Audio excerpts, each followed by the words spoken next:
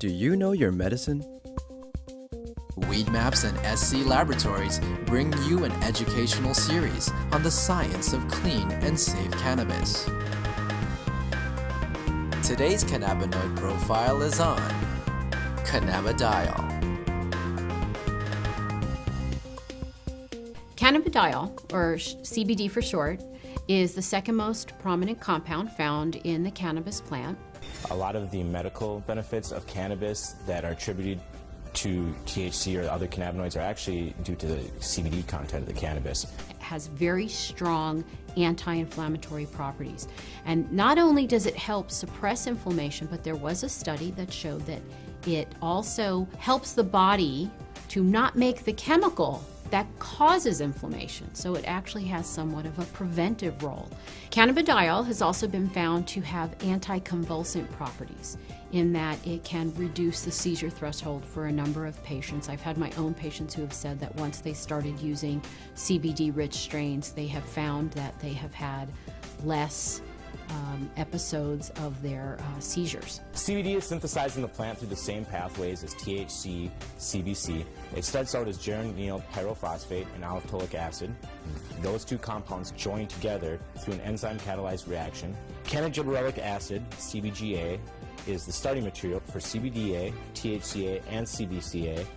So CBDA synthase, if it's found in large enough amounts, will take this cannabidiolic acid and make it into cannabidiol carboxylic acid, which is CBDA. CBDA is CBD with a carboxylic acid attached to it. Now, with heat or through time, this carboxylic acid will naturally release from the compound, as it is very unstable, and become CBD.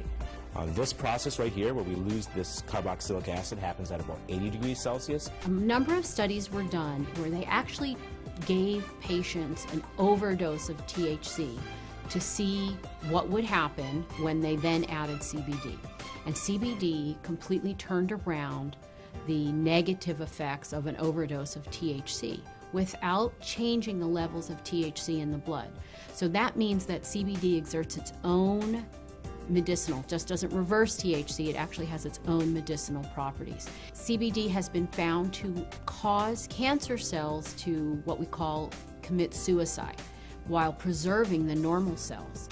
And what appears to happen is it appears to bind to the receptors on the cancer cells, which then induce the cancer cell to kill itself. Cannabidiol has also been found to be what we call biphasic in terms of sleep. So at low doses, it's what we call alerting. It kind of keeps you awake. At higher doses, it can be very sedating and cause you to sleep. But what's nice about that is you can control whether or not you are alert or you're feeling tired. When I started testing cannabis about 2 or 3 years ago, we saw virtually no high CBD plants. Almost every plant we tested was high in THC, anywhere from 10% to 20% THC, with some outliers on either end.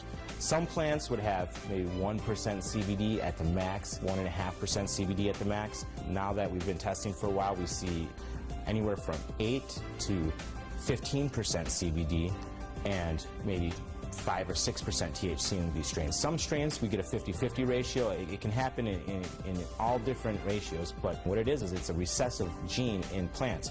So we have breeders have to actively go and try and breed this back into these plants and find these high THC plants that might have that high CBD gene locked away and breed them together and see what they find. And really the only way you can know if it's high CBDA is to test it. With testing and growers or breeders having access to that knowledge base, we see them coming back and reversing some of the trends of the last 30, 40, 50 years and breeding the CBD back into the plants. Now, there have been a number of studies that have looked at cannabidiol, CBD, exerting a protective property to damaged neurons.